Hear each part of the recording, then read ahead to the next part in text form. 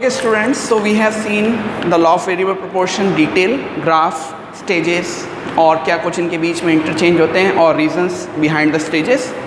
Next topic जो हम ले रहे हैं वो हम ले रहे हैं assumptions of law of variable proportion। Remember आपने assumptions of utility analysis देखी थी, you have seen the assumptions of IC analysis। Same way law of variable proportion भी कुछ assumptions लेके चलेगा। So let's hit them।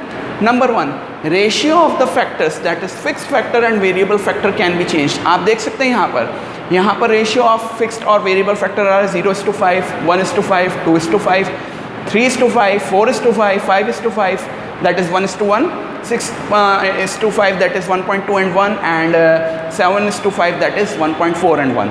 ये चेंज होता आ रहा है और ये बात ध्यान रखिएगा कि रेशियो ऑफ फैक्टर्स कब चेंज होता है, केवल शॉर्ट टर्म में ही होता है। लास्ट वीडियोस में मैंने आपको सेकंड वीडियो या फर्स्ट वीडियो में आई गेस मैंने आपको दिया था ये बात कि रेशियो ऑफ फैक्टर्स जो होता है फिक्स फैक्टर और वेरिएबल फैक्टर केवल शॉर्ट टर्म में ही चेंज हो सकता है। तो और उसी वजह से शॉर्ट टर्म में ही लॉ ऑफ वेरिएबल प्रोपोर्शन चलेगा, यानी ये पूरा चैप्टर जो हम पढ़ रहे हैं वो शॉर्ट टर्म को बेस करके चल रहा है। दूसरा, इस पूरे सिचुएशन के दौरान हमें क्या मानना है, जो हम टेक्नोलॉजी यूज़ कर रहे हैं, प्रोडक्शन की टेक्निक यूज़ कर रहे हैं और जो मिक्सअप है हमारे लेबर इंटेंसिव टेक्नोलॉजी और मशीनरीज वगैरह का या प्रोडक्शन टेक्निक्स का, जिस वे में हम प्रोडक्शन कर रहे हैं उसको कांस्टेंट मानना है। दूसरा, वेरिएबल फैक्टर जो हैं उनकी यूनिट्स जो हैं वो इंक्रीज़ करेंगी 1 by 1। देख सकते हैं आप टेबल में आपके यूनिट्स ऑफ वेरिएबल फैक्टर 0 से 7 तक 1 by 1 इंक्रीज़ हो रही है। ये चीज़ मैंने आपको कल भी डिस्कस कराई थी वाइल परफॉर्मिंग द टेबल की आपकी कैपिटल की यूनिट या फिक्स फैक्टर की यूनिट कांस्टेंट रहेगी, बट वेरिएबल फैक्टर की यूनिट्स को आप 1 by 1 इंक्रीज़ करेंगे, जो हमने यहाँ किया है। Next, variable factor units are homogenous and equally efficient. मतलब कि हम जो 0 से 7 की तरफ वेरिएबल फैक्टर में गए हैं, 0, 1, 2, 3, 4, 5, 6, 7 किया है, इसमें हर यूनिट पिछली जैसी ही है, वो same features same skills possess करती है, प्लस उतनी ही एफिशिएंटली वर्क करती है जितनी पिछली यूनिट कर रही थी। तो इसका मतलब एमपी कांस्टेंट रहनी चाहिए, चलिए इंक्रीज ना हो लेकिन कांस्टेंट रहनी चाहिए। तो उसका तोड़ मैं आपको बता देता हूँ, क्योंकि कि भले ही हमारी वेरिएबल फैक्टर की यूनिट्स होमोजेनस रहती है, इक्वल एफिशिएंट रहती है, फिर भी हमारा एमपी फॉल क्यों करता है। तो अभी हमने एमपी के फॉल करने के या डिक्रीजिंग रिटर्न टू फैक्टर के 3 पॉइंट्स पढ़े थे, याद करिएगा। Fixity of factor, imperfect factor substitution और पुअर कोऑर्डिनेशन। अदरवाइज हमारी सारी यूनिट्स इक्वली एफिशिएंट हैं, बट इन 3 वजहों से अल्टीमेटली एमपी शुरुआत में राइज करता है, बट लास्ट में जाके उसको फॉल ज़रूर करना पड़ता है। ओके, अब हम पढ़ रहे हैं postponement of this law. Postponement of this law का मतलब है ये कंफर्म है कि एमपी फॉल करेगी, ये कंफर्म है कि एमपी फॉल करेगी। हाँ, बट उस एमपी के फॉल करने का टाइम हम डिले कर सकते हैं। जैसे हमें पता है कि एमपी शुरू में राइज कर रही थी, 2 यूनिट तक राइज कर रही है और 3rd यूनिट से वो फॉल करना शुरू कर जाएगी, लेकिन हम चाहें तो कुछ चेंजेस लाके या कुछ अजम्पशंस को ब्रेक करके या उनके अगेंस्ट जाके एमपी के गिरने को टाल सकते हैं। यानी जैसे यहाँ 2 यूनिट के बाद एमपी फॉल करना शुरू कर दिया, मैं चाहूँ तो इसको 4 यूनिट के बाद फॉल करा सकता हूँ, यानी 4 यूनिट तक हमारी एमपी राइज कर जाए लेकिन गिरेगी ज़रूर, यानी एमपी को हम गिरना टाल सकते हैं लेकिन बिल्कुल हमेशा के लिए रोक नहीं सकते। जैसे डेथ को कुछ टाइम के लिए टाला जा सकता है by proper medication, proper health care, but death inevitable है। तो सेम वे एमपी फॉल होती है, उसके गिरने के टाइम को डिले कर सकते हैं, बट हमेशा के लिए टाला नहीं जा सकता। उसके लिए 2 पॉइंट्स हैं कि अगर हम जो हमारा फिक्स फैक्टर है उसका कोई ऑल्टरनेट वर्जन हमें मार्केट में अवेलेबल हो जाए या कुछ हमें उसमें नया मॉडिफिकेशन देखने को मिल जाए, कोई अपडेट मिल जाए, तो हम एमपी का फॉल करना कुछ टाइम के लिए टाल सकते हैं। नेक्स्ट, अगर हम जो हमारी टेक है यानी टेक्नोलॉजी है जो कांस्टेंट मानी गई थी, अगर कुछ टेक इम्प्रूवमेंट हमें अवेलेबल हो जाए या कुछ टेक्नोलॉजी को हम अपग्रेड कर पाएँ तो कुछ टाइम के लिए एमपी को टाला जा सकता है गिरने से। रिमेंबर, एमपी का गिरना टाला जा सकता है, अवॉइड किया जा सकता है, बट पूरी तरीके से इससे हम बच जाएंगे ऐसा नहीं। मैंने गलत वर्ड यूज़ कर लिया। एमपी का गिरना डिले किया जा सकता है, लेट किया जा सकता है, बट पूरी तरीके से अवॉइड नहीं किया जा सकता है। ओके, सो लगभग सारे आपके इस चैप्टर के कंसेप्ट हो गए हैं। लास्ट 2 कंसेप्ट जो हमें देखने हैं, जो चैप्टर को फिनिश आउट कर देते हैं। So let's finish them also. आखिर में हमें 2 चीज़ें डिस्कस करनी है। एक तो relation of TP and MP और एक relation of MP and AP. तो देखिएगा, relation of MP and TP बहुत आसान है। शुरुआत में एमपी राइज करेगी, जब एमपी राइज करेगी तो TP increasing at increasing rate. इसी टेबल को बेस मान के चले तो till second unit.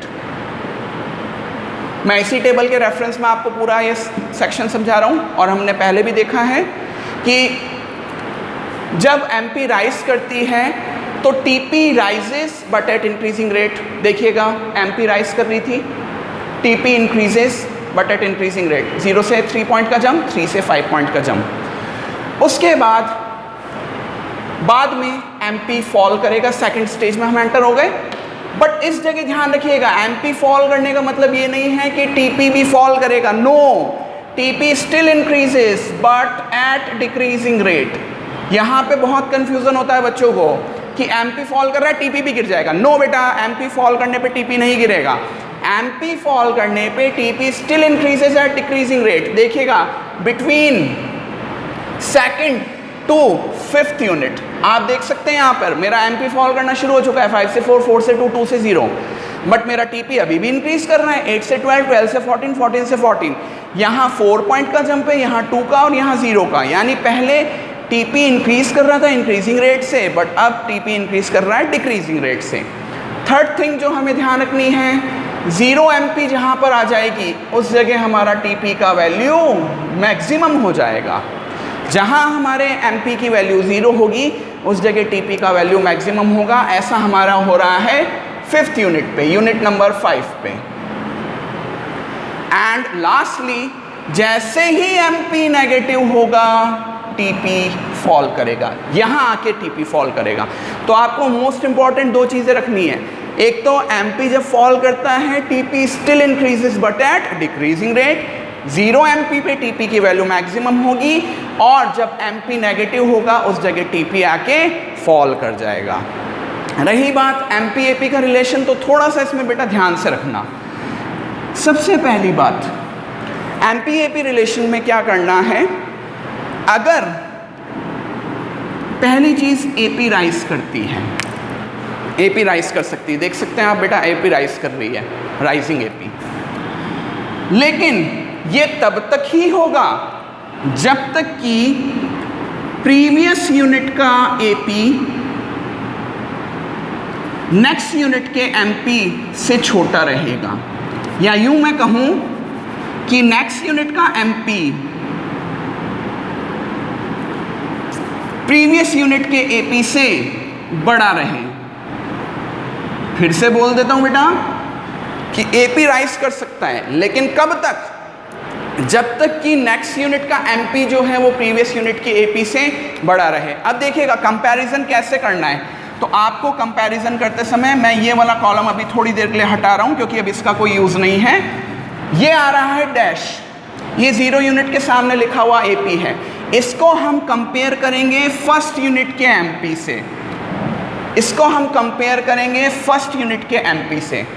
Same way इस 3 को कंपेयर करेंगे नेक्स्ट यूनिट के एमपी से। देखिएगा 3 आ रहा था, that is of first unit of labour, लेकिन हम इसको कंपेयर किससे कर रहे हैं, सेकंड यूनिट ऑफ एमपी से, यानी कंपैरिजन क्रॉस में चलेगा।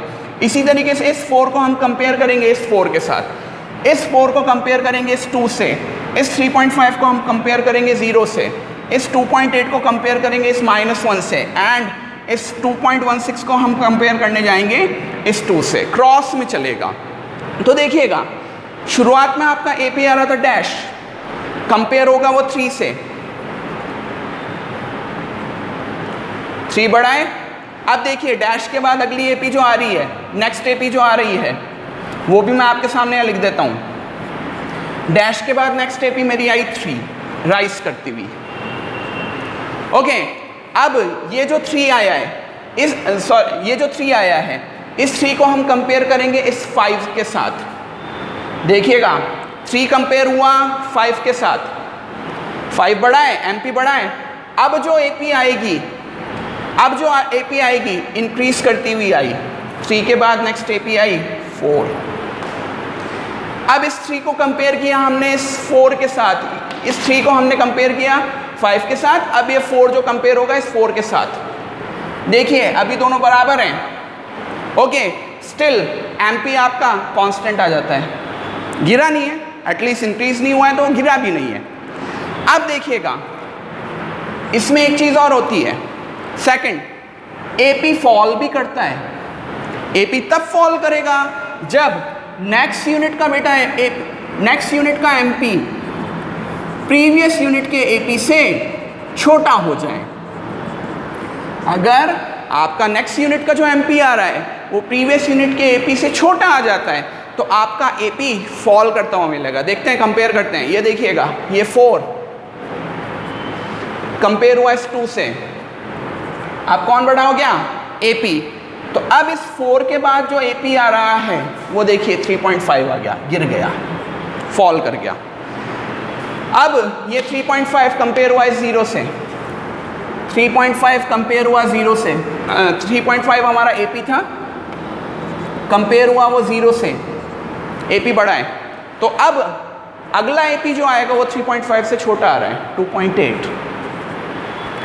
नेक्स्ट, अब ये 2.8 कंपेयर होगा इस -2 के साथ, या सॉरी 2.8 कंपेयर होगा -1 के साथ। MP is coming smaller. अगला AP जो आएगा वो 2.8 से गिरता हुआ आया 2.16, and same happening with the next thing, 2.16 और ये -2, AP बढ़ा है। अगला AP जो आएगा वो 2.16 से छोटा आ रहा है, 1.55। एक आखिरी चीज़ और, MP 0 भी हो सकता है। Third point, MP can be 0, MP can be negative also, but AP can't be 0, AP can't be negative. AP हमेशा केवल पॉजिटिव होगा, AP पॉजिटिव ही रह सकता है, AP 0 भी नहीं होगा, AP नेगेटिव भी नहीं होगा। तो बेटा यहाँ we come to end of the chapter. Technicalities बहुत हैं बट अपने को घबराना नहीं है। आप वीडियो को 1 से ज़्यादा बार वॉच कीजिए, कंसेप्ट को 2 से 3 बार पढ़िए। फिर भी नहीं समझ में आता है तो प्लीज़ आपकी क्वेरीज़ और प्रॉब्लम्स मेरे पास भेजिए, टेक्स्ट पे, कॉल पे, मैं आपकी क्वेरीज़ को डेफिनेटली सॉर्ट आउट करूँगा। अपनी हेल्थ का ध्यान रखें, and I will meet you in the next lecture.